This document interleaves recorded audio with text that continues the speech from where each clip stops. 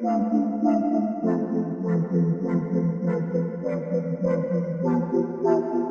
in, ladies and gentlemen, to MBR, or as we like to call it around here, Nothing But Rants, the show where I find topics that I'm oddly passionate about and I pontificate upon them. These are not hot takes, but rather takes that I'm hot about. What's up? You really like that?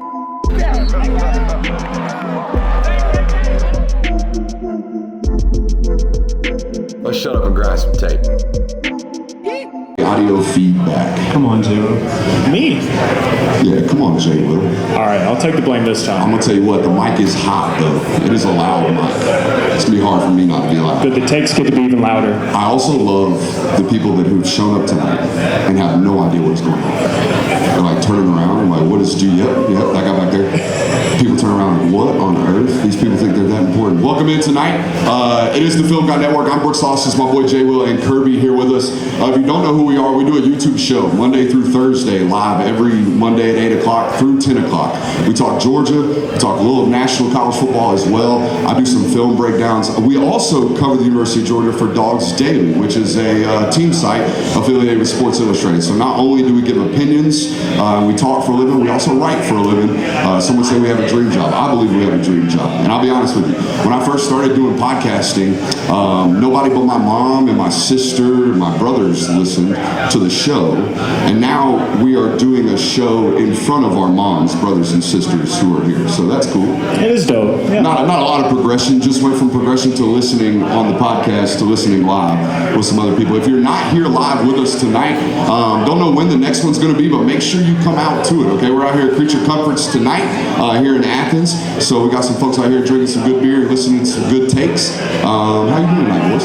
Fantastic. We got a pretty dope studio, you know, but this is probably a second best, like real second. I'm just glad to actually be in Athens this time. Yeah. You know, no commute. No commute. You're not missing that hour drive with me? You don't miss that? It's not you, it's just the drive. The drive's tough. We don't have AC in either car, so that is kind of a problem. We are also one of the only outlets that all three people have to make a commute during most of the days that we do show. Because I'm commuting to Athens and back right before the show, and you guys are commuting from Athens to the studio and back. So little ins and outs right there on the Film Guy Network here. No, glad to be here at Creature Comforts. It's a little bit new for us. Let's just stop worrying about the newness and let's get right into the takes. We had some questions. We used to do Q&A on the show all the time. So I put it out on Twitter today. Let's do a little Q&A to start tonight's show just to get the wheels in motion, if you will. Some lubricant here. So let's talk about it. Let's see. Put it out on Twitter. Give me your questions that you want to see answered today during the show. So we'll get all into it right now. We had a fast food question. Don't know if you guys want to answer that. Rank them: Cane's, Zaxby's, Chick-fil-A, and Cookout. Now, I'll be honest. Okay, I know Cane's is an Athens-affiliated company. I've only had Cane's post-game. Like, you know, right outside the bus, you pick up a little box. It's like all the moisture's all set into the food. So my Cane's judgment's a little bit reverse of bias. It's got to overcome some adversity, if you will. And I'll be honest, Cane's even like wet in the box after sitting there for a while was absolutely incredible. So I'm gonna put Cane's there 2, right behind Chick-fil-A. I'll go Cookout 3 and Zaxby's 4. Now, this is a bit of a hot take for me because I used to be a big Zaxby's fan. The Zaxby's done messed up the Zax sauce lately, and I'm not into it. I'm with Real that. quick, boys. Real quick here. I'd say Chick-fil-A 1, Cane's 2, Zaxby's 3, Cookout 4. I don't think Cookout belongs on this list, to be honest. Ooh. Cookouts neat. I see some head nods out in the crowd. No Cookout? We're out of the Cookout phase in college, huh? Late night, yeah, that's a If good you one. eat Cookout before midnight, you're a maniac. I also, that's a fact, okay? Either you're a maniac or you're morbidly obese. Either way. I got a Cookout order for you boys, and I want you to hit this up next late night, okay? You ready? Go through, get a big double burger, all right? Add bacon, okay? Whether you're a lettuce, tomato guy, that's on you, all right? Add bacon, okay? Go with the quesadilla, the fries, and here's the kicker, ready? If you order a side of Hush Puppies, they're only 99 cents, and they give you like 15 of them. So you're really getting your bang for your buck right there. All right, that's a veteran move. How many times have you made that order? Since college, like once. And it was just to prove a point. Like, y'all don't know about Cookout. Watch me do this. And then did the Cookout thing. But no, I haven't done it in a while. You know, trying to get back back to post playing weight. You know, playing weight was about 305, and then post playing weight, once I got psychotic about losing the playing weight, was about 235, and then had children and a job and just ate my way back up to playing weight, and now I'm trying to tick that thing back down. So we're staying away from cookout. Yeah. Anyways, had some other questions on TikTok, on Twitter. What are your impressions on the true freshmen who have played so far? Hasn't been a lot of them, right? It's just basically been Roger Robinson back there at the backfield position. I know a lot of people asking about Andrew Paul. I think Andrew Paul's still working back from a knee injury. I think people get a little bit misconstrued with ACLs nowadays. They think, oh, well, everybody comes back in 10 months now. That's not always the case, especially for running backs. It takes a little while. What freshmen have impressed you guys so far?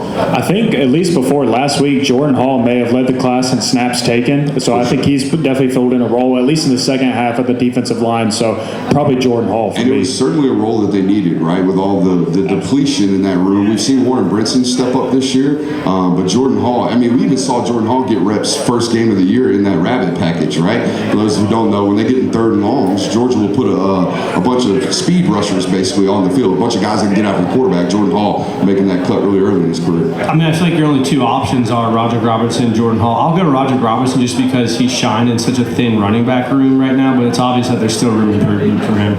I think we can all say this one in unison. Through 3 games of the season, what is your number one concern besides injury? 1, 2, 3. Red zone. Yeah, it's the red zone. It's an issue. I mean, they've gotten into the red zone 16 times this year. They've settled for field goals on 7 of those.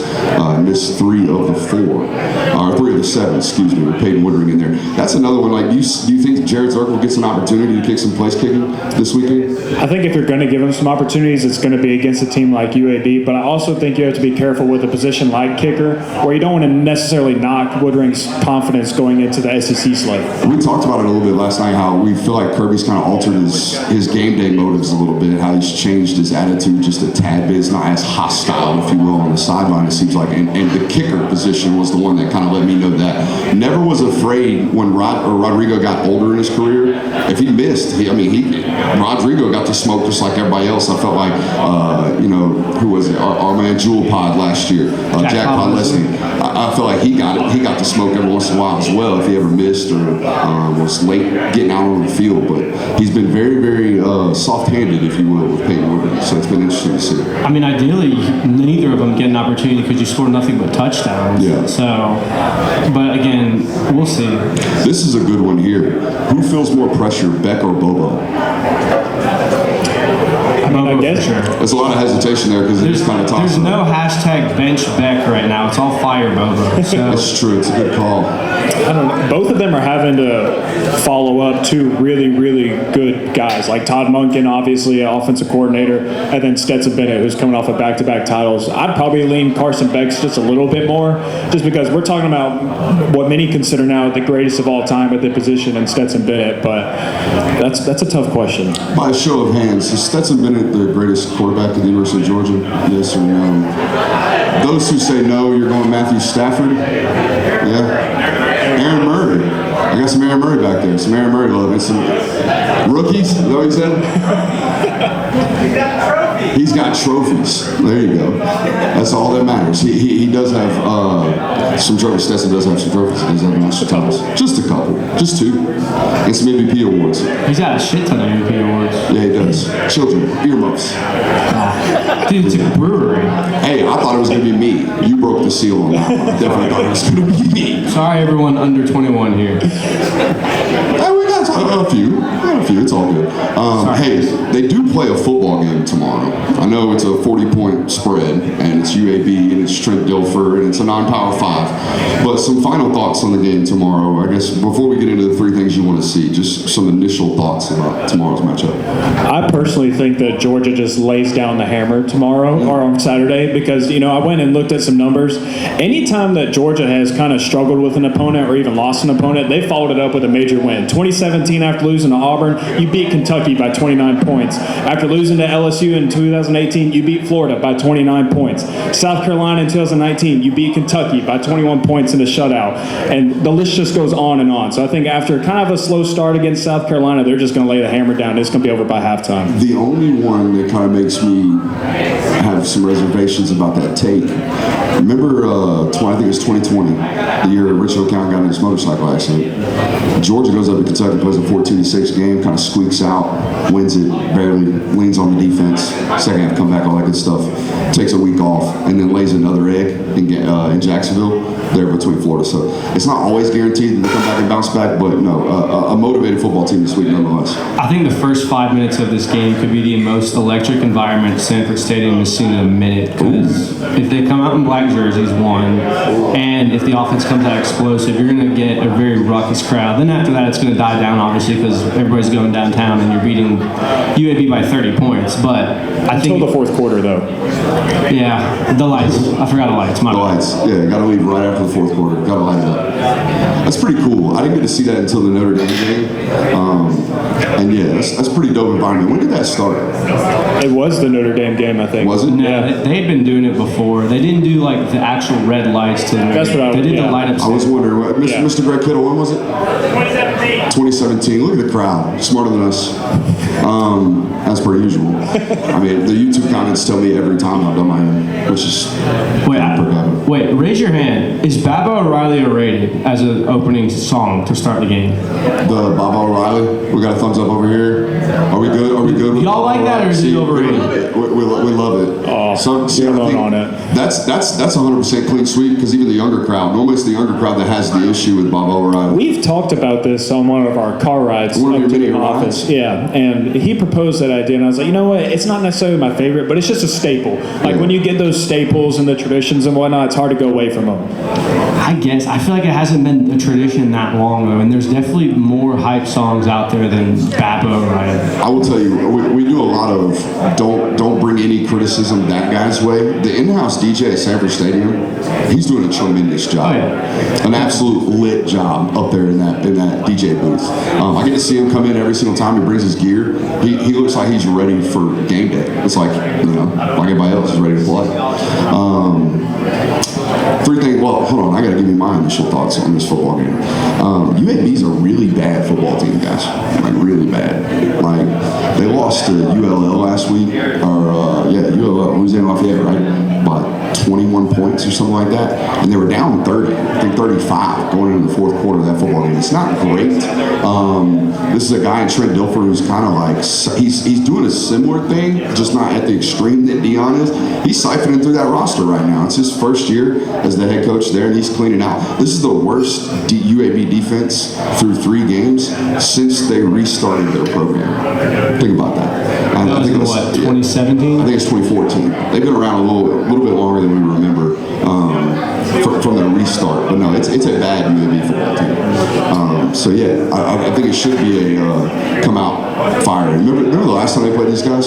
It's like Stetson, I think, opened the game 5 for 6 for like 225 and 4 touchdowns. It was insane. So hopefully, I think for Carson Beck's confidence, that might be something you want to do as an offensive coordinator. It seemed like they purposefully did it when Munkin was here in this matchup for Stetson. I mean, they emptied the sink those first 6 plays. They were as creative as they were all year in that start of that football game for Stetson. I haven't really seen, to his credit, I haven't really seen Carson get those. I mean, he had the flea flicker last week, and he had a deep ball that he kind of missed to Rara Thomas the first week, but haven't really seen the offensive coordinator give him a bunch of like, oh, that's a 75-yard winner, and we knew it was going to be based off this inferior competition. So interested to see what they do Saturday for him. That's one of the things that I want to see, right? I want to see confidence. I want to see Carson Beck ripping it and not having I get it. You see it on television. You see a guy running open. You're like, dang, why didn't he hit that guy? Well, I want to see him have enough time. Protection's not been perfect through the first 2 or 3 weeks. I want to see him have time to rip the ball confidently down the field. That's the first thing I want to see. I also want to see this offensive line do what I just talked about. I want to see them pick up all the free hitters. They're good enough, guys, to go, okay, they got 6 guys in the box. We got 5 plus the back. They're good enough to go 6-on-6 against anybody in the conference and anybody in the country. They should be. That's what we think of this football team. That's what we think of this offensive line. I want to see them play like that. And I want to see David Daniel play with some confidence on Saturday. I think that's important moving forward. Normally we would give him 3 right now, but we all have microphones in our hands. So, Jay, what do you want to see Saturday?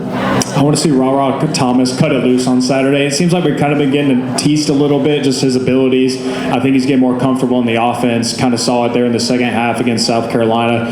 I want to see number 5 just get cut loose in the offense, see some big plays for him. And we've heard this week multiple times, not just players, but Coach Smart say that this dude's picking up the playbook, and that was something we talked about on this show being an issue. You know, Dominic Lovett came from an offense that was relatively similar to Georgia's in terms of terminology, right? There's some college offenses that are doing, we call plays, formation, protection, concept, tag, right? It can get really, really wordy. Whereas like Mississippi State last year, it was just like, hey, they call in scissors, and everybody knows we run scissors. They call in red 96, and they know everybody runs red 96. So it's just very much more of a simple offense out there in Mississippi State. That's why Dominic Lovett picked it up much quicker. And you can see even game 1, there was some inconsistencies between him and Carson. There was some miscommunications. Well, that's a receiver getting comfortable. It was far worse for Ra because he was coming again from a very elementary offense. Now, it had great results, but the way they were able to play fast was because they were very simple. And you can see them taking a while to get used to this offense. Basically going off of that one, I also want to see Arian Smith get more involved in this offense. I think he has 3 receptions for like 58 yards this year. I want to at least see Bobo in the offense get him at least 1 or 2 shots, because that's what he is. He's your shots guy. It's so hard because you live in 12 personnel so much. Even as the tight end room's kind of gotten depleted recently, right? Boston Lucky's gotten a tightrope surgery on his ankle, and Pierce Brown's been out for an undisclosed injury. So you're down to basically 2 scholarship tight ends, but you're remaining in 12 personnel, which means you got 2 tight ends on the field, 1 back, right? You're only going to have 2 receivers on the field at all times. So when those 2 receivers are Ra Thomas and Dominic Lovett, it's hard to get Arian Smith some reps. And to the wide receiver coach's credit, it is about who blocks. And we've pointed it out on film. Arian Smith has had some issues out on the edge, and they are a football team right now that doesn't have a lot of depth at the running back room. So you've heard Kirby be very adamant about the extensions to the run game, right? The little extended handoffs into the flat. Well, we have a receiver or a Brock Bowers out there running with the ball in the flat and getting it out quickly. Well, the only way those plays work is if the receivers are blocking out on the edge, and Arian Smith's had a problem through 3 weeks doing so. So you can see, hey, no block, no rock. Every coach talks about that. Well, at Georgia, it's no block, no reps. Like, we're not guaranteeing you the rock, period, but we're definitely not guaranteeing you reps if you're not blocking. Last and third one's just pretty simple. Comfortable lead going into halftime. No more. Don't want any controversy or heat coming on Twitter. Just comfortable lead, coasting to a win after that. How about some multiple possessions in the first quarter? That'd be dope. That'd be nice. Get your butt off the field on defense so you're not milking possessions in the first half. Kirby, what do you want to see? I want to see red zone efficiency. I think it's been too weak so far coming into this season. There's been too many field goals, and they've turned into missed field goals. So just take it out of the field goal kicker's hands right now. I want to see a touchdown on the first offensive drive, because I feel like that hasn't happened this entire season yet. Get off to a hot start, kind of quiet down the doubters on Twitter. And then third, I just want to see defense get off the field on third down. They've done pretty good at it, but I feel like this is one of those games where you need to do even better. I have like less than 25%. You talking about scoring on the first possession reminded me of what Kirby dropped a little note in the middle of his presser on Monday. I think last week was the first possession touchdown Georgia's allowed in like 6 years. South Carolina walked the ball down the field and scored. I think it was the first time since May. I don't know when was the last time, but he said it was like 6 years. Jesus. And it's been a long time since Georgia's defense, and they didn't even come out flat. It wasn't like they were getting beat, but it was really Spencer Rattler. I think we showed that on film this way. That dude made every right decision last week for 2.5 quarters, and then in the third quarter it was impossible to make the right decision because he was getting pressured so much. So yeah, no, that's a solid one. That was all I had. That was all we had? Yep. No, I think it should be a confidence game, right? These are stats football games. These should be go out, get some good confidence going into an Auburn football game next week that I know we will preview a lot. We'll talk about a ton next week. But that's obviously a big football game. We've got some Auburn merch if anybody wants it. I know the ladies in the house are probably more into the magnets on the car. If you're going to kick the hell out of Auburn next week. We got some stuff for you, so come up after the show. Guys, I cannot believe this, but it's September. Okay, this game that we're about to talk about happened in December. So we're 9 months removed? Yeah. 10 months removed? 9.5 months removed from this football game that we're about to talk about. By the way, the action in the football game we're about to talk about was a clean hit, but I can't believe we're going to talk about it. Apparently, Javon Bullard and the hit on Marvin Harrison made it to Capitol Hill this week. What's up? Nothing? Your dad walked through the camera? That's all right. I mean, I'm not. He's wearing bright green. He's noticeable. It's all good, man. He runs the show around here. Anyways, Ohio State's athletic director was on Capitol Hill this week propositioning the government for some help on NIL regulations, right? I think if you noticed through college football, the main issue is not name, image, and likeness. It's not that kids are getting paid. That's not the problem. The problem is that I can pay my kids here in Georgia differently than I can in Texas, and I can pay my kids in California differently than I can in Ohio. That's the problem. It's not about income for 18, 19, 20-year-olds, even though they might make some reckless decisions with that income. That's not your problem. Your problem is making fairness in college football, right? Well, that's what all these athletic directors are on Capitol Hill right now begging for. They're begging for legislation, national legislation, to make these things even. And somehow, some way, the Ohio State, they're asking for oversight, okay, which is basically them asking for the government to look over these things, right, in its basic terms. But for some reason, the athletic director from Ohio State took it upon himself to give an example of oversight. That example of oversight being them keeping Marvin Harrison out for a concussion. What was the exact quote? Do you have it? Does anybody have it? Let's see. Love a let's see on live television. It's always good, man. It just says, we could have won a national championship last year if we would have let Marvin Harrison play, but he had a bad hit. That is oversight. Yeah, so basically what they're saying is, you know, in the old days, we'd have shoved that concussion-ridden kid back on the field, and we'd have let him win a football game for us. But because we're such noble men and women, we kept him from, you know, furthering his brain injury by keeping him off the field. That, in its own right, is an example of oversight. Hilarious that they're still talking about it. Also hilarious that it's still something that they think they could have won the game when it really came down to you sacrificed 2 14-point leads, one in the first half, the other in the second half. You also missed a game-tying field goal to send it into overtime. That was, I mean, for that kicker. Oh, it's to win. To win it. That kicker had not missed from that distance his entire career. I mean, you also have to mention Kirby Smart having one of the best coaching moments in all of college football history. Dynamite timeout. Also, not to do but I'm pretty notorious for patting on the back. Do we have any Patreon subscribers here? We have a Patreon subscriber. Okay, I broke down Ohio State special teams film the week before that football game and pointed out that they had saved a fake punt, okay, against Indiana earlier in the year. They barely put it on tape. What's up? Attaboy, this guy gets the show. This guy gets the show. No, but I definitely, not to do that, but he had seen it too. That's what I love about your coach. Like, he definitely watches everything, right? He revealed last week that he was the one that found the free hitter for Tyler Simmons to even block the punt against Alabama. It wasn't anybody else in the special teams room. It was Kirby. He's the one that kind of really deep dives on all of this stuff. It's why he's so great. But that timeout, man, that timeout was absolutely elite. Do we think this has officially become worse than Alabama fans complaining about the injuries in the national championship game? I think this has gone on longer and a more prominent point that they're making. Well, they also have more to complain about, right? If you're an Alabama fan, you got a couple of rings to sit back on and feel okay about. If you're an Ohio State fan, you got what, like the 2015 one? Yeah, the Troy Smith years. Oh, you got two. You got the Zeke Elliott years. They won in 2014, yeah. But other than that, it's been not much. To continue the Ohio State slander, the former head coach Urban Meyer, who is just a terrific guy, by the way. If you haven't seen that Florida documentary, what a tremendous human being. My favorite part about that Florida documentary was the young man who straight up passed out during mat drills. Did y'all see that? Yeah. There was an actual unconscious human being on the floor, and everybody just kind of rolled him off the mat And it's just like, all right, let's keep going. Anyways, Urban Meyer, terrific human being. We can't play the audio here, but he's basically complaining about all of the scheduling that's been going on in college football right now. And what I love about former coaches, once they either step down, retire, or get fired and then go work for the media, is they say stuff as if we don't have track records of who they are or what the decisions they made when they're criticizing other people.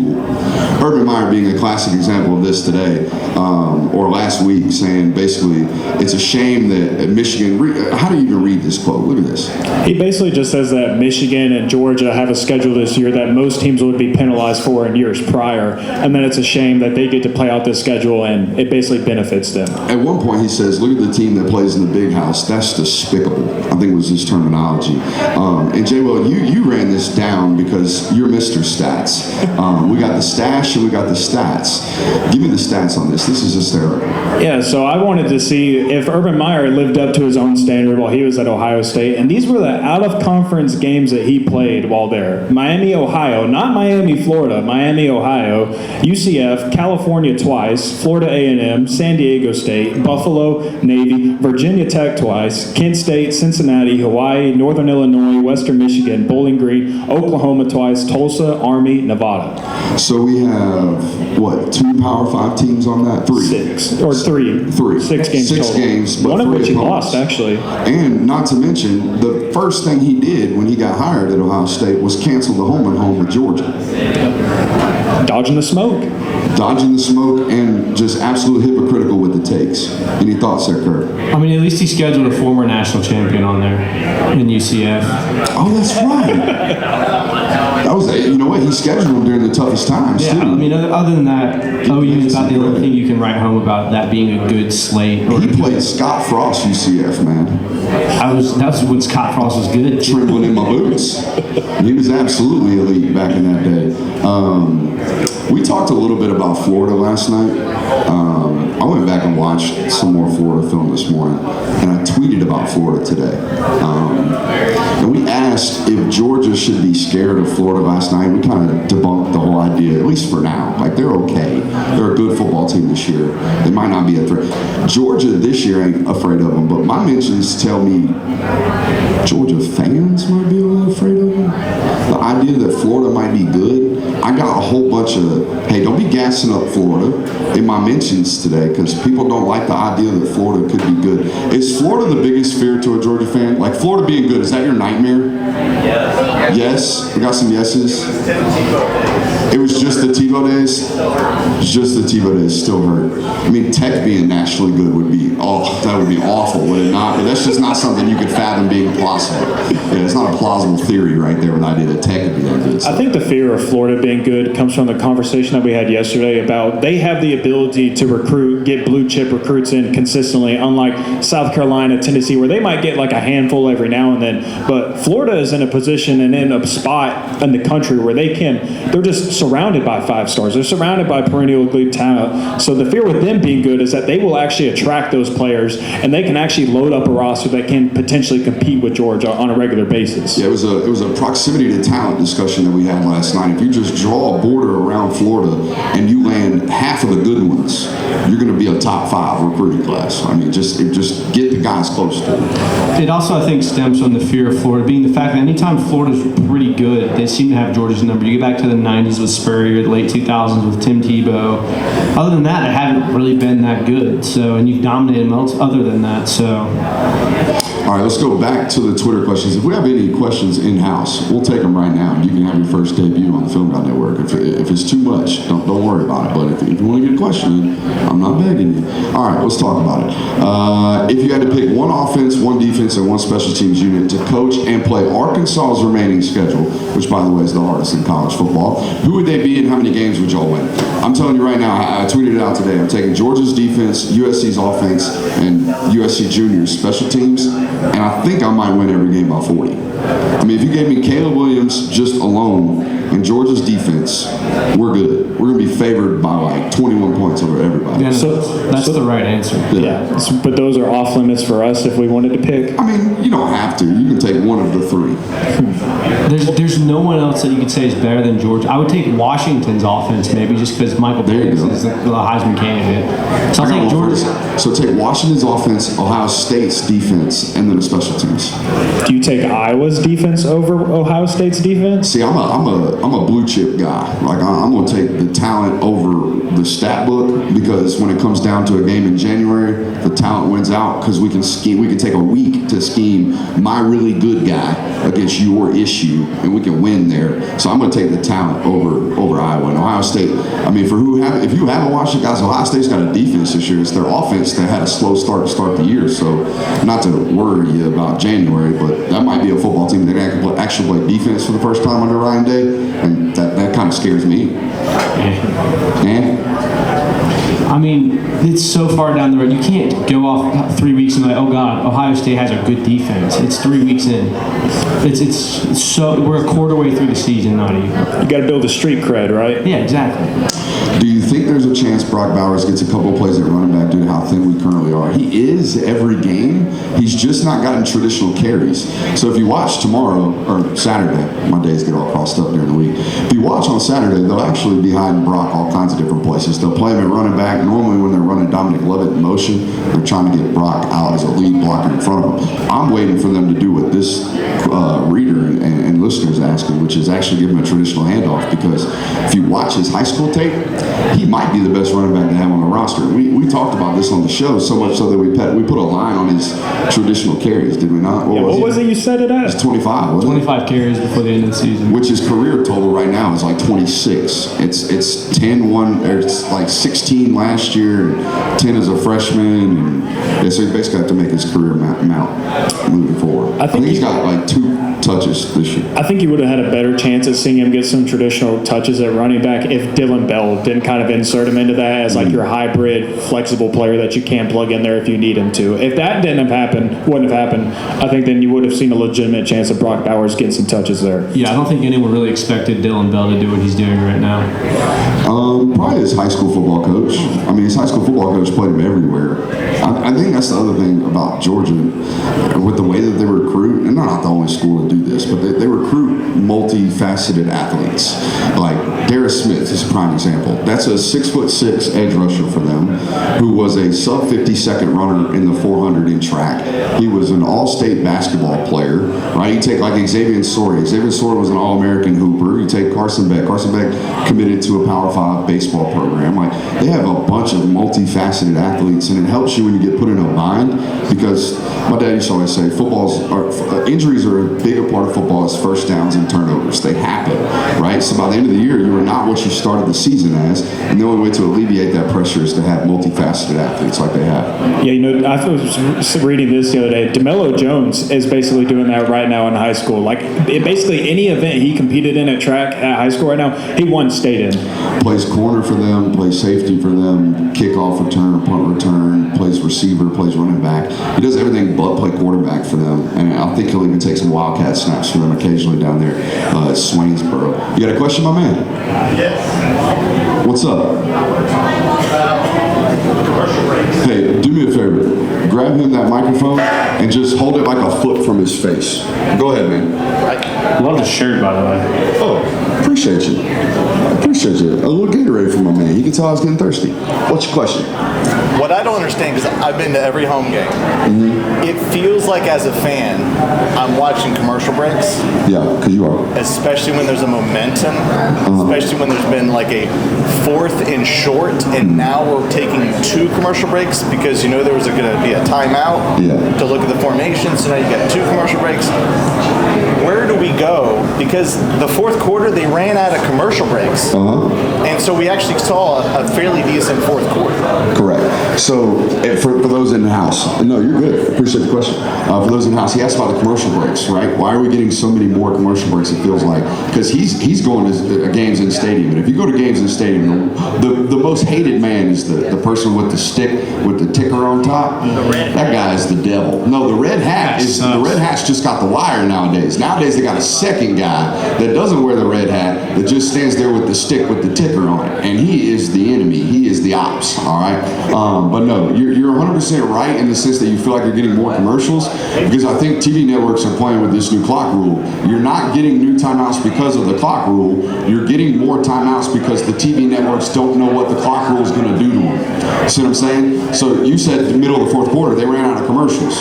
Well, because they thought they were going to run out of possessions, essentially, because of the new clock rule.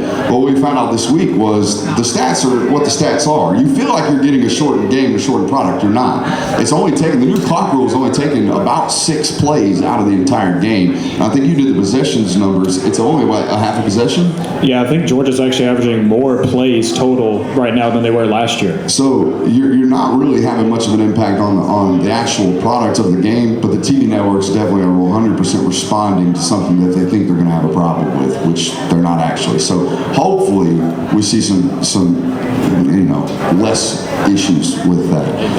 At any point, we'll treat it like a class. Stick your hand up, I'll come to you, okay? So if anybody's got questions, go ahead. Boys, do we have anything else on the Georgia Hour? I'm not going to sit around and do nothing if we got nothing. We good? I think we're good. I think we're good. My boy Stein, hit that ender. We'll come back in about 10 minutes with NBR. All right, settle down, settle down, settle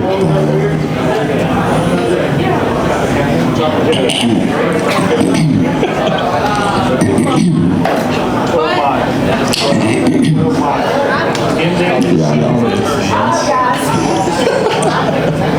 This is a real cold opening right here. Normally we got an intro, and then the camera zooms out, and then Brooks does his super serious opening. So just imagine all of that happening right now. Here we go. Lane Kiffin is the gaslighting boyfriend that your dad needs to warn you about. Okay?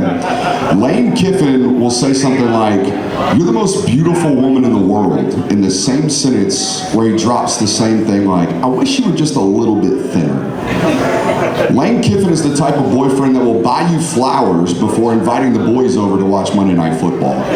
That's the kind of boyfriend that Lane Kiffin is. Lane Kiffin is the type of boyfriend that will buy your Christmas clothes a half a size too small, just because.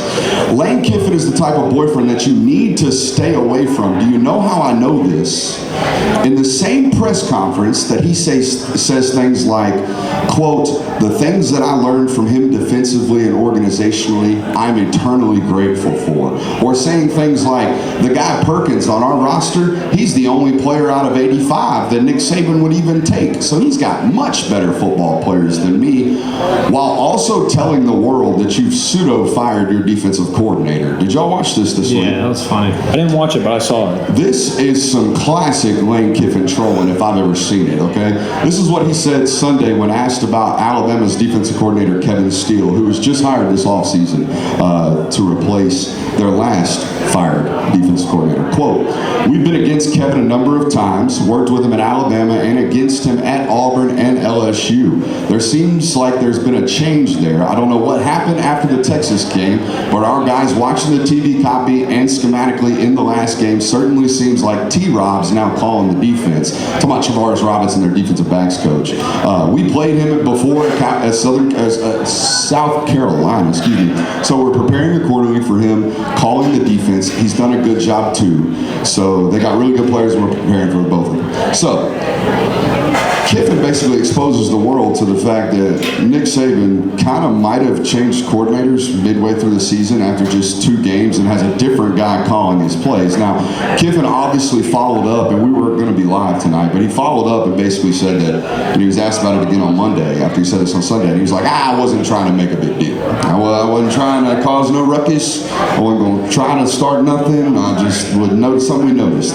But he also mentioned that, and something that a lot of people might know about college football, but might not. Saban's coaching tree is so large at this point. Kirby Smart's coaching tree is so large at this point that all of these coaching staffs have interceding points where they've crossed paths with one another, particularly the defense coordinator like Kevin Steele.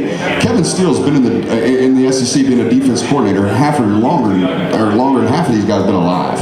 He's been coaching football in the SEC for a fat minute now. So the interminglings between these staffs being not only something that we know, but something that Lane Kiffin told the world this week was very, very interesting to me. Thoughts on Lane Kiffin consistently poking the bear? I think mainly it's just a tactic that if he wins Saturday, he's put himself in a situation where he can't lose. If you lose the game, you're going to just say, oh, well, obviously you should win. You have better players than us. You're Alabama. You recruit better. If he wins, it's look how great we are. We overcame them having better players, even though we're just little Ole Miss. We have to go in the transfer portal to get the guys we want. So I think that's what he's doing. He also does this every year where he kind of pokes the bear, it seems like. And it worked this week. I mean, it absolutely worked because Monday's press conference, you know what Nick Saban has to open up with? He has to open up with the fact that we're starting Jalen Milroe, and I'm really proud of the way he's developed as a leader and all these things after having sat him last week against USF. And then after he said we're starting Jalen Milroe, before he took questions, he had to address the fact that his defensive coordinator is still his defensive coordinator. So if for no other reason than we threw a little, spur in the saddle out there in Alabama, he did exactly that. I think Lane Kiffin just enjoys being the younger brother that's a pain in the butt. He just always likes reminding Nick Saban, oh, I'm still around. I'm right next to you. You got to be a special demon to do this because, I am the little brother. And I'm going to tell you what, I had a big brother that would whoop my ass, okay, all up and down the house, all right? No different than Alabama does Ole Miss, all right? He's 0-4. He's 0-4 against Nick Saban now.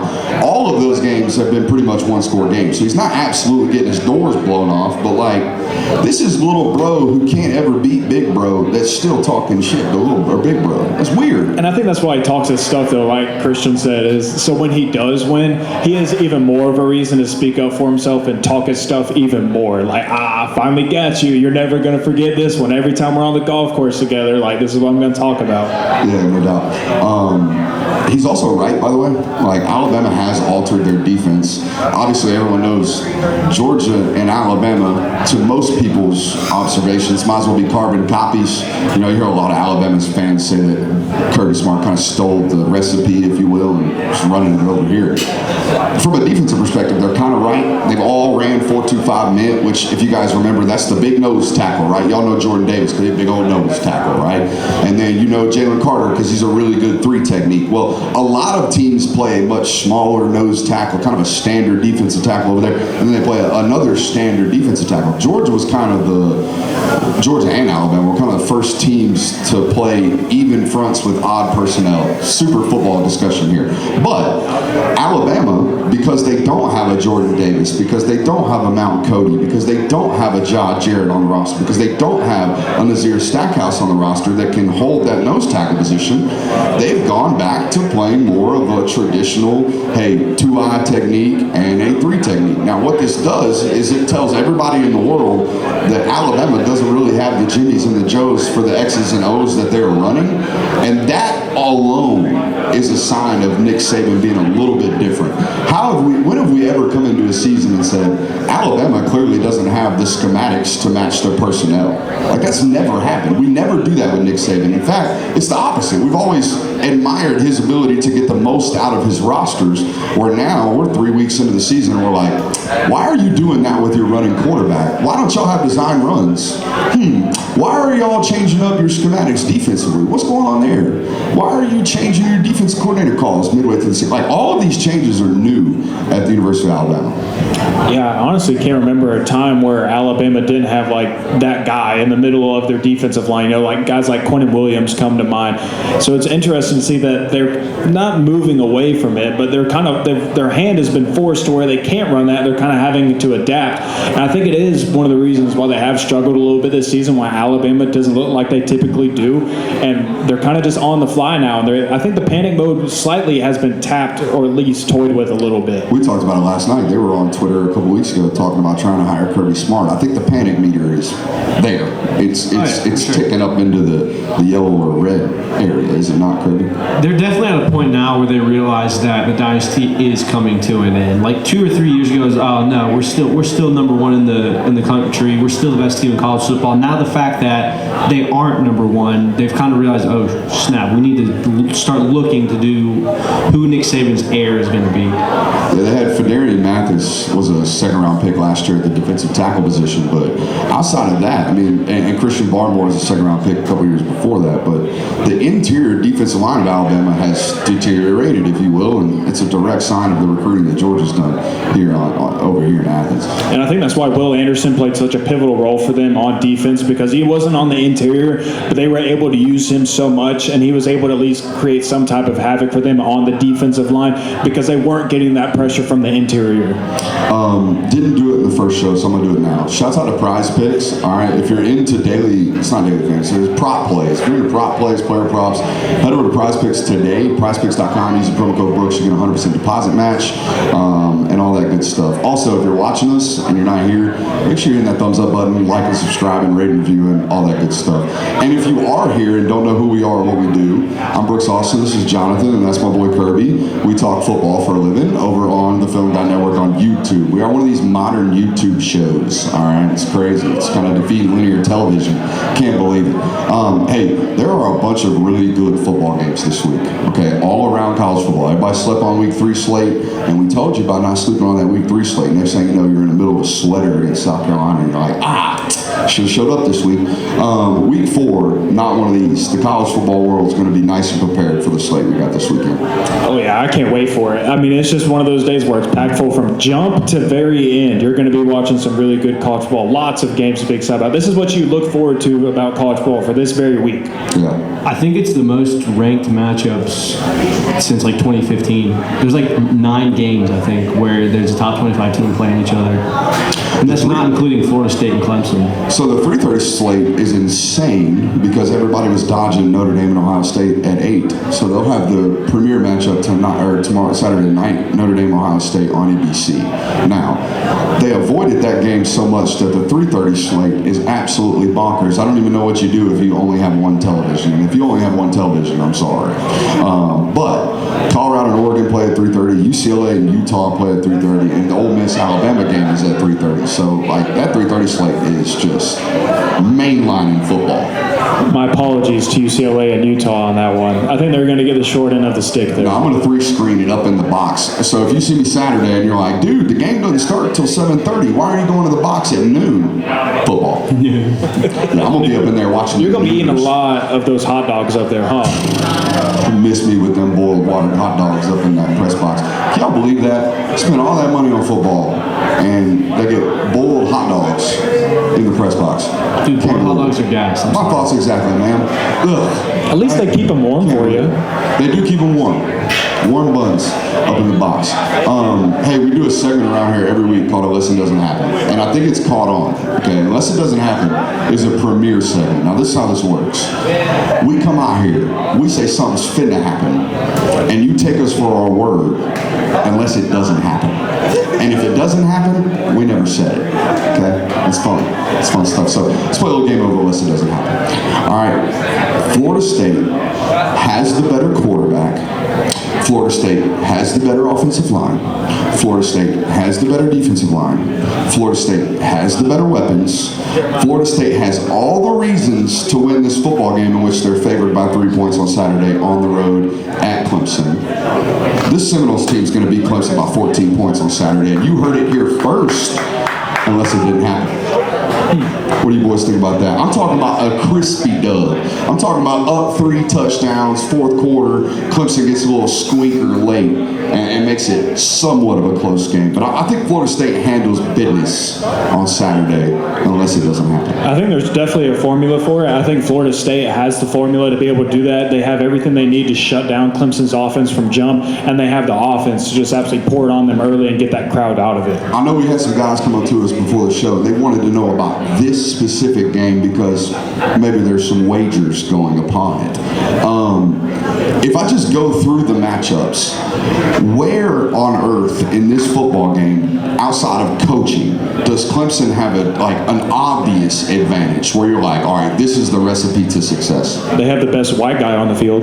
They do. Will Shipley. He's elite. That's it. Though. That's it? That's all we got. Home field advantage, and they got that boy Shipley. That's it. That's it? It's Thursday before the game, and the line is still at 2 points. In Vegas? And it has not moved. White boy to skill position, home field advantage, Vegas not fading. The people who make money on this sport are not going to, just let this go. Or wait a minute, Florida State's better on paper. Obviously, they know something. I think Clemson wins this game. Yeah, there we go. We got some Clemson bettors in the house. Clemson money line, baby. Let's go. Clemson money line? Clemson money line. Clemson money line. Hey, don't take these guys' words. They told me they're notorious Clemson bettors. Oh, you don't even go here. This guy don't even go here.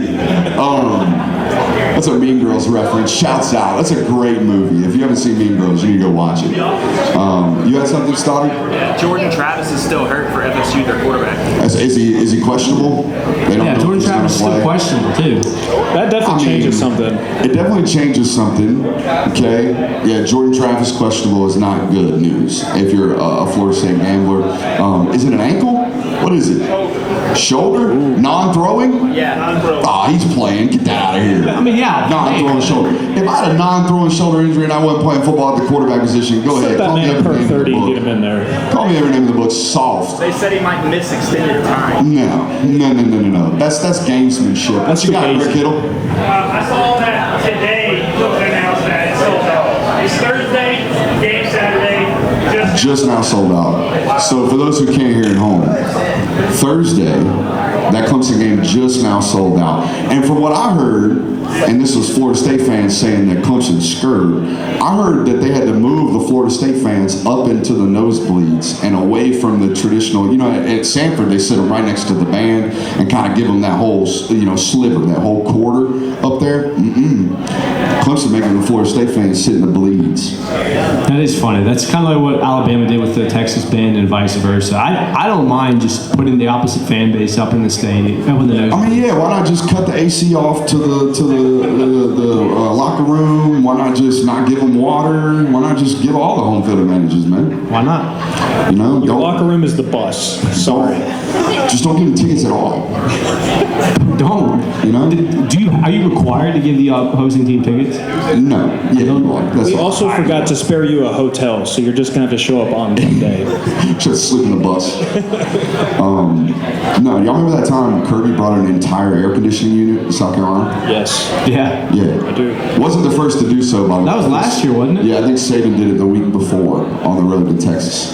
So the only reason I know that is because Alabama fans are hysterical. If Georgia does anything relatively similar to anything Alabama's ever done, Alabama fans are all like, look at your brother popping us again. So yeah, I got to see that last year. But yeah, you heard it here first. Florida State, multi-touchdown dub. Clemson's dead unless it didn't happen. I'm going to keep this one on the down low, but Iowa takes the Penn State game all the way into the fourth quarter, and I think it's close up until their offense turns it over at the worst possible time in the game, and Penn State takes it away. So we're talking like a pick six to win, a pick six to ice it type football game? Yeah, something like that, like missed snap, defensive lineman picks it up, and they get it a touchdown. Like, it's going to be one of those moments. But I think Iowa keeps it close. The defense stays 10 toes down, and they cause some problems for Drew Aller and the Penn State offense. I think this is a better ball game than people think. Closer than the experts think, but Penn State squeaks it, is what you're saying? Yeah, but also at the same time, like, don't be shocked if the Hawkeyes pull it out. Man, you faded your own hot take? Not really. I'm saying that Iowa's going to play better than people think. I love it. What does But that keep it mean? on the down low. What is better than people think? They're 14.5 points. They cover? I don't know what the line is, to It's be honest. 14.5 points. Okay, then yeah. I'm not a gambler, Mom, I swear. No, I don't love Penn State. I don't love Iowa in this game at all. I think Drew Aller. By the way, I was thinking about it today. Remember I put you a czar of pronunciations and names? Yes. I think the marketing department needs to talk to our man Drew Aller up there. Because listen to this, Drew Aller or Drew Aller. He doesn't strike me as an Alar. But Drew Aller, it just rolls.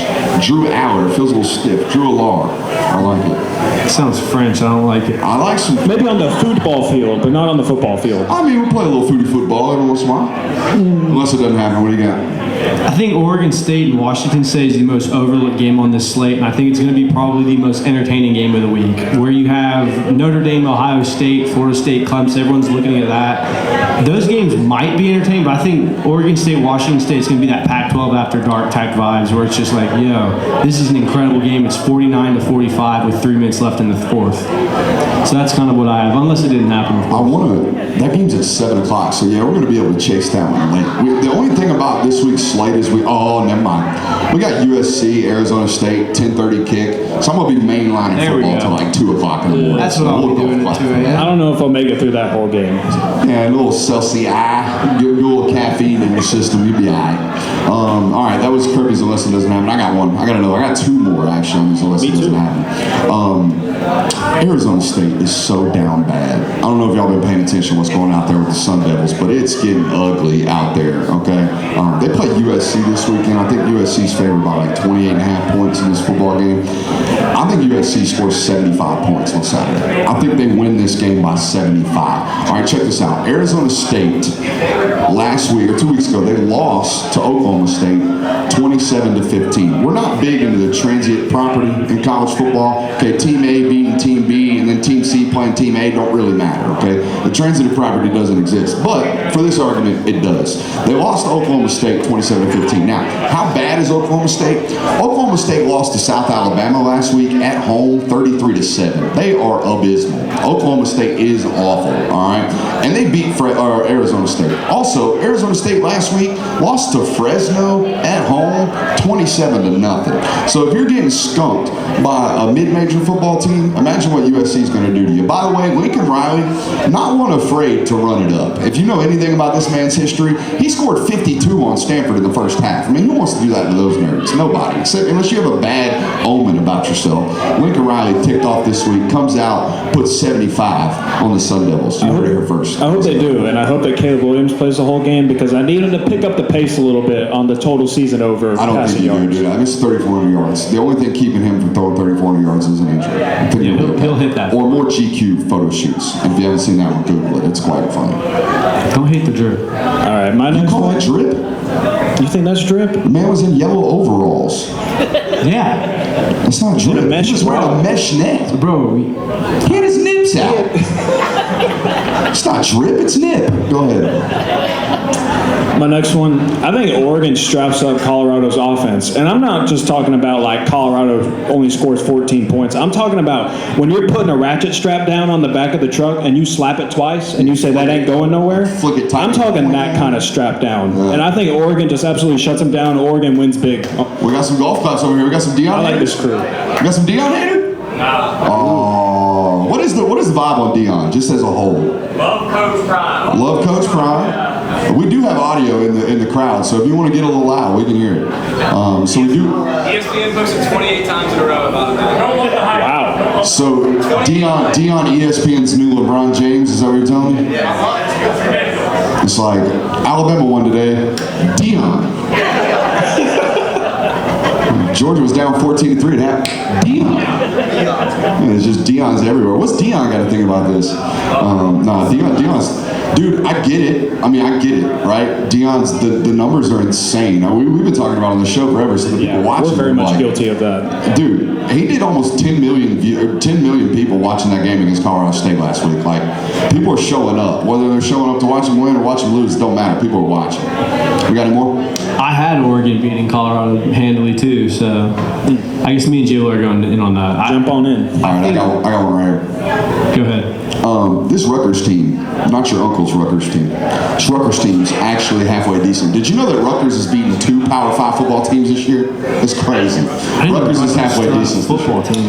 All right, and Rutgers is on the road this week, playing the big house. Okay, they're playing Michigan. Harbaugh's first game back, and I'm here to tell you, Harbaugh's gonna get himself a sweater this weekend. I'm talking about just A little tight in that second half. Rutgers is playing us tight, all right? Rutgers has got to win over Virginia Tech, okay, in a multi-touchdown win.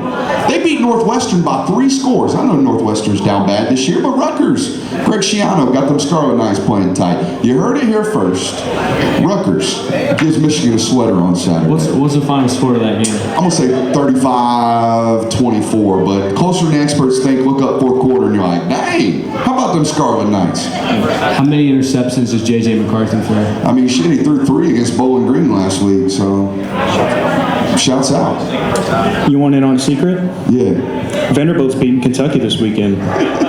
A.J. Swan, plus 300 yards, 3 touchdowns. Devin O'Leary's turning it over multiple times in this football game. The doors are coming off this weekend. Oh. They're bringing it down. Doors going off. Doors going off this weekend. I like that. That's a little hot take. What we got over there? We got a little VU. We got a little VU over there. You Vanderbilt guy? I go to Georgia. Boy. Dude, I like it. A.J. Swan, my 9th ranked quarterback in the SEC. Got the most passing yards in the SEC. I know he's played more games, but still. That's one of my favorite stats every year. When you see all the SEC media guys are like, oh, A.J. Swan's leading the SEC in throwing yards. It's like, yeah, he's got 4 more quarters than everybody else. Yeah. Talk to me after the bye week.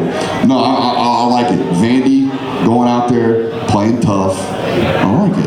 And by the way, Kentucky, not great this year. Didn't understand the Devin Leary hype. Still don't get it. Like, watch out for analysts who are just out here and their only talking point on a player is, man, he throws a great ball. That's all he's got. Fade that take immediately. He looks great in spandex. Guy throws it incredible in shorts and a tee. That was all I had. All we got on unless it doesn't happen. Throw it 90 yards. Yeah, he can Joe Milton it. Yeah, he can throw it 90 yards. What else we got? Talk Tennessee. Talk Tennessee. Tennessee's, an interesting one. Okay, I studied Tennessee, Florida this morning. Okay, sitting there watching that tape. Tennessee's offensive line is bigger and slower than Alabama's, and it's crazy to think that that's possible. Bama's averaging right now 6'6.5", like 375 pounds, and they're getting run around. People are spinning them like a top because they're just too big and just too slow right now to have any type of work in the pass protection game. Tennessee's fans will tell you that they got a bunch of injuries on the offensive line. It's just 2 starters. Okay, if you can't go 7 deep, 8 deep in the offensive line in the SEC, you're not going to survive anyways. Okay, look at Georgia right now. 3 games through nobody.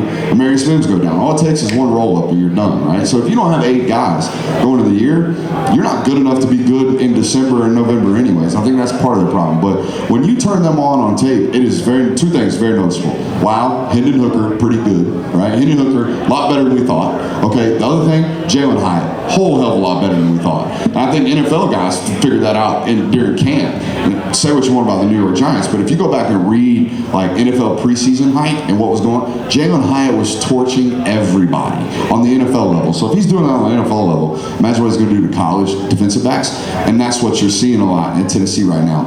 Also, stuff that we pointed out on film with Joe Milton this offseason was just the inconsistencies in his platform. I don't care how great your arm is, if you're overcoming issues with your lower half, you're going to be inconsistent. So last year you saw, we looked at it last night, Hendon Hooker completed 69.6% of his passes last year. Nice.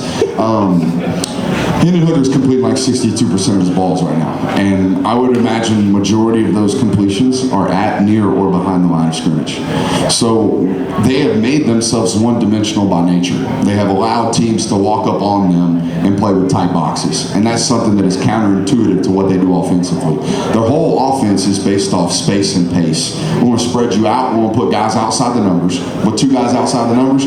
Put 6 guys inside the box. Put another 2 guys out there on the edge. And that's how we want to play, and a quarterback, obviously. That's how we want to play at Tennessee. Well, that shit's sweet until people start walking up on you, and that box gets really, really tight. And that's what you saw, okay, last week against Florida. Florida played a very hybrid front. Okay, they played 3 down linemen, and Florida is massive, by the way, ladies and gentlemen. Florida's going to put Georgia in a box for about a quarter and a half, I'm going to tell you, in Jacksonville. So if y'all are going down there to watch them be explosive and run all over the Gators on the ground, I don't think it's going to happen. They're going to have to win other ways plays, and we'll talk about that as that game nears. But that defensive line from Florida, they go 3 rotations deep. They really do. All 4 of those guys. They'll rotate them out every single drive. They'll keep them fresh. Their 3rd string nose tackle is that guy that always goes viral, the big fat guy. The 6'5", 435 pounds. He's a 3rd stringer. So you can imagine as an offensive lineman, I go one drive against this guy y'all just got in from Memphis. I go another drive against this nose tackle that's a 4-star in high school. And then the 3rd drive, while I'm still huffing and puffing, y'all rotate in this monster of a 435-pounder. And by the way, their edge rushers are just as big. Florida is a massive football team. And if you told me that you thought Florida had the 2nd best linebacking duo in the SEC, I wouldn't bite you. I would say Georgia's 1, Pop, right, and Smile, and then mix the 3rd in there, whoever it is, this year. And then I would say Florida's right there. Scooby Williams and Shamar James are NFL football players. So that's what you saw at Gainesville last year. And you're right. Guys, you also know that y'all know those names because those were recruiting battles that Georgia lost.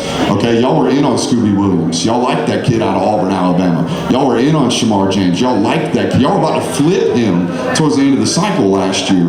Okay, or 2 classes ago. So y'all liked these football players. Y'all did. Your scouting department liked them, and they would have been Georgia Bulldogs had Billy Napier not existed. Okay, so that's one thing to be kind of noticing about Florida is that Billy Napier got a noteworthy win last week against Tennessee, and he's going to actually keep his class now. That's what every Florida fan and their mama was worried about, the fact that Billy wasn't going to win this year, so that number 3 recruiting class that they have is going to flip. Bunch of decommits, right? I don't think that's going to happen now. Like, that was a major, like, monumental win last week for Tennessee, or for Florida.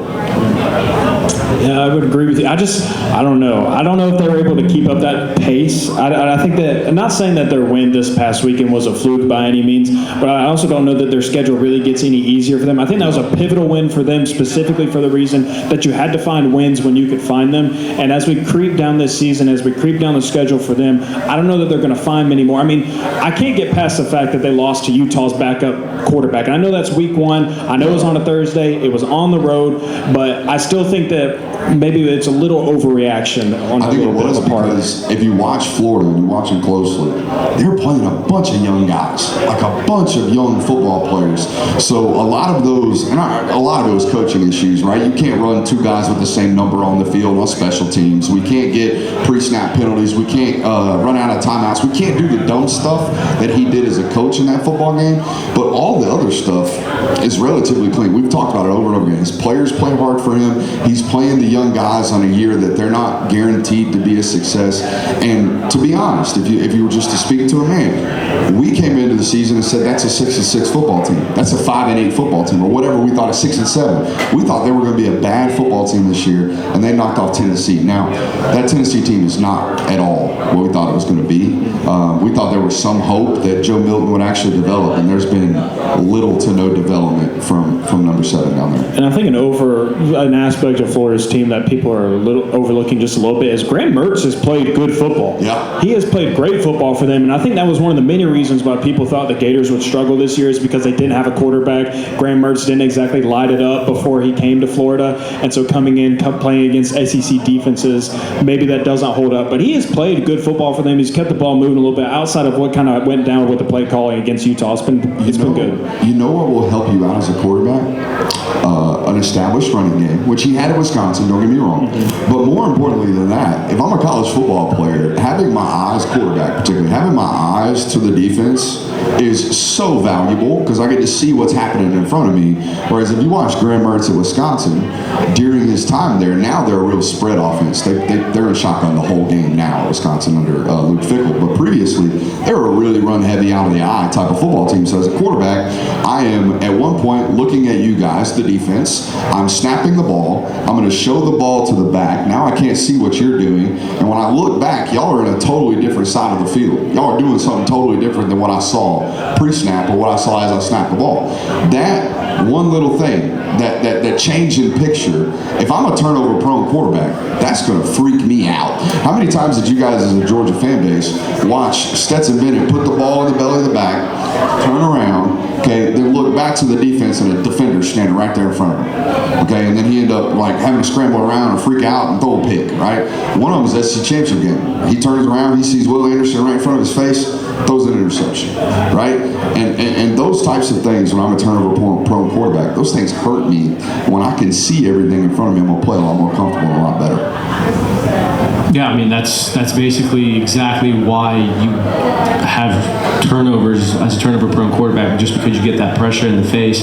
Graham Mertz has done a good job this year of not exactly turning into that, but it's still a young season. I think he hasn't faced a D-line that you're going to see like Georgia's, like some of the other teams that have on that schedule. Question for the audience. Do players-only meetings ever work? Have you ever heard of a players-only meeting actually like changing anything? I got a nodding of the head from Mr. Williams, or a shaking of the head from Mr. Williams. We got an iffy, so back there in the back. Here is my differentiation point between player-only led meetings. If we hear about it before the results, it don't work. If I hear you, Tyler Booker, come out and say that we had to get everybody together, we had to have a players-only meeting, we got everything right, the results of those historically are not very good.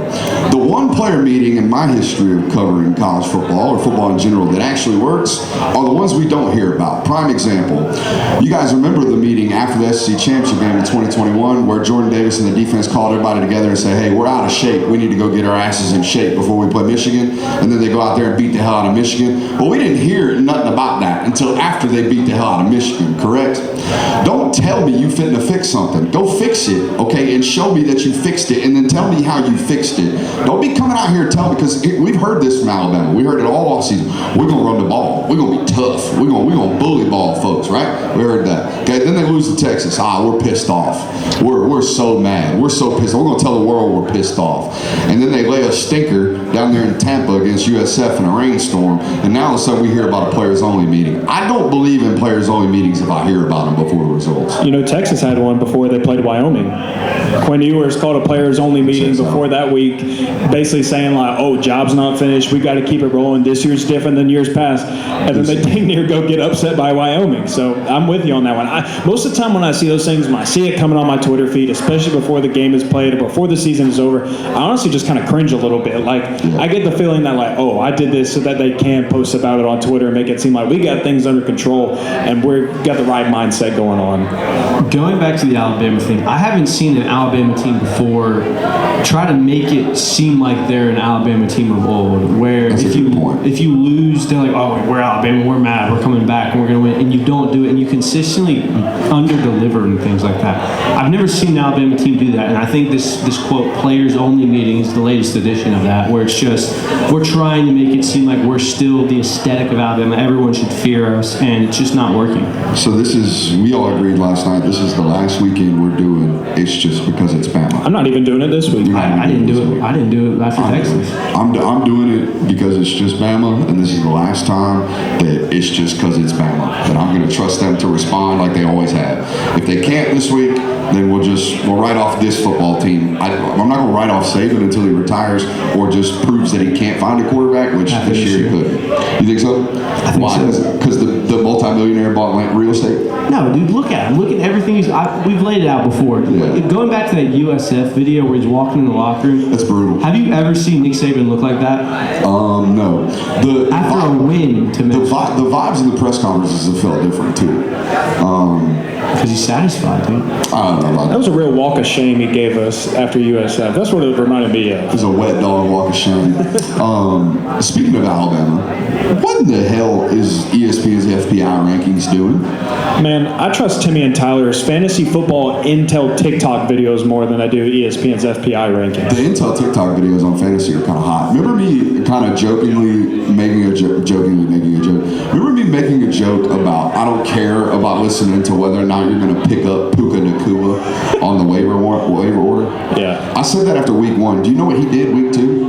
Broke every goddamn NFL receiver record that there ever was. Right now in fantasy. Yeah, he is the leading receiver in fantasy, and we made jokes about him just because he's got a funny name. If you were listening to Timmy and Tyler, you would have known. Well, if you were listening to the film guy and fading him, you would have had him on your team, and you'd been catching dubs in fantasy right now. Shouts out to Puka Nacua. You know, I think that was actually the person that Stetson Bennett mentioned in his mic'd up thing in preseason. I'm throwing a touchdown to Puka. That should have been it. Once Stetson told you, that's when you should have known about it. Anyway, anyways, so what the FBI rankings do this week? They rank. What do they do? I can read them too. I've got the top 20 in front of me. Who do you think's number one?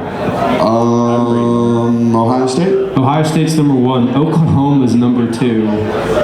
Georgia's 3. Bama's 4. USC's 5. So for those of you who don't know, this is the Football Power Index, and this is the same ranking system that ranked Alabama number 1 after losing to Texas. So we probably should have had our pickings with the FBI last week, but we're having them with them this week. I'm okay with it because it's a metric, and like I do think Oklahoma is metrically improved and impressed this year. But see, this is where you know it's fugazi. Texas A&M top 15. They're 15th. That's how you know this is invalid. This information right here can no longer is no longer 18th half a right hundred to Miami. Yeah, they're 18th right now. That's brutal. Yeah, the Football Power Index, not something you necessarily need to be trusting out here. And ESPN treats it like it's gold. I mean, you'll see it on College Game Day. They'll be referencing FBI. Yep. I think it's because it's their thing where they're like, oh, this is our system and it's enlightening, but... You know who I blame this on? I blame this on the nerds that got into football. You nerds, stay out of football. I agree. Just kidding. No, I'm not. Stay out of my football. Dan Lanning, at the beginning of the year, had some words about Colorado. I think if you guys remember, he basically said when Colorado left the Big 12, or the Pac-12 for the Big 12, he basically said, what's Colorado ever done for this conference? And obviously with the way that, Deion Sanders and this team has gone about making things personal, this will probably be their fuel this week. And Dan Lanning didn't back off the comments at all this week, did he? No, he didn't. And it's kind of interesting because I've never seen that being Dan Lanning's type of coaching style. And it probably has to do with where... show, by the way. There you go. Shouts out. But, it probably has to do with where he's come from, who his former boss was. I've just never seen Dan Lanning, the type of guy to make comments like this. And so I'm interested to see if not only he can live up to his word and see if he can deliver this week in Oregon, but also I'm sure Deion, and I'm shocked we haven't seen a social media video about it yet in practice about them talking about it. They don't made it personal. Probably because they're 21-point dogs, I would imagine. Yeah. Where do you think Dan Lanning got this from? Because this isn't something Kirby Smart or Nick Saban would do. He's a tattoo artist. You think so? That's a deep cut joke, man. That's a deep cut joke. If y'all don't know, Dan Lanning's got a tattoo of his wife on his rib cage, and it is the most anti-Dan Lanning thing you could ever imagine. It's insane. So yeah, probably got it from his tattoo artist. It's kind of sick though, honestly. The tattoo or the comment? Both. Yeah, it is kind of sick. I remember tattoo another human onto your body is pretty dope. Who would you tattoo? Oh God, I don't know. I did a tattoo. To play. Y'all got that one. I knew the older crowd would like that one. I stole that joke, so don't think it's too impressive. That's from a movie. Who would I get? Yeah. Dude, I don't know. Stetson Bennett. That's a pretty funny one. Tom Selleck. Who's got the most famous mustache? Tom Selleck. Tom Selleck? Tom Selleck would be a good tattoo. You do give me Tom Selleck vibes. I'll take that as a compliment. Shouts out to Goose. Auburn's graphics team, y'all want to talk about, what do y'all want to talk about? We good? You were talking about Auburn's graphic team. Did you see the post? I did see the Auburn graphic team coming out with that fire. I'll give you another take, and I've made this take before on this channel. Auburn, y'all have a road game, Georgia fans, against them in a couple of weeks. Go. Okay, find a way to go. Auburn as an entire, just an atmosphere as a college football fan, something you need to experience. You're giving me thumbs down, it's because you're a dog fan. Understand something. As an unbiased observer, Jordan Hare's special. Okay, there's just something about it, all right? It's a really cool place to watch a football game. I know we're in Athens right now, and that's sacrosanct, but I'm just telling you. I am excited to find out about it next week because... The boys get their first credentials. How about a round of applause for the boys? Yeah, a little round of applause for the boys. I'm excited to find out about it. This outside because Kentucky last year was my first road game SEC experience. Not a great one. No. It was 10 degrees, wind was blowing. Yeah, proper head shake right there. It was horrible. So I'm excited to see what Auburn has to offer. And Toomer's Corning back. Toomer's Corning will be back. All right, ladies and gentlemen, that'll do it for us here tonight. We appreciate all. Yeah, go on, give a round of applause. See, I'm glad y'all did that because folks might have thought nobody showed up had y'all not done that. So I appreciate that. Hey, I got a bunch of stuff to give away. Not a bunch of stuff, but I got some stuff for you guys to give away. If y'all want some stuff, shirts, merch, all that good stuff. Appreciate y'all for coming out. Hey, for the YouTube audience, like, subscribe, rate, review, hit that thumbs up button on your way out. Love you. We'll talk to you later.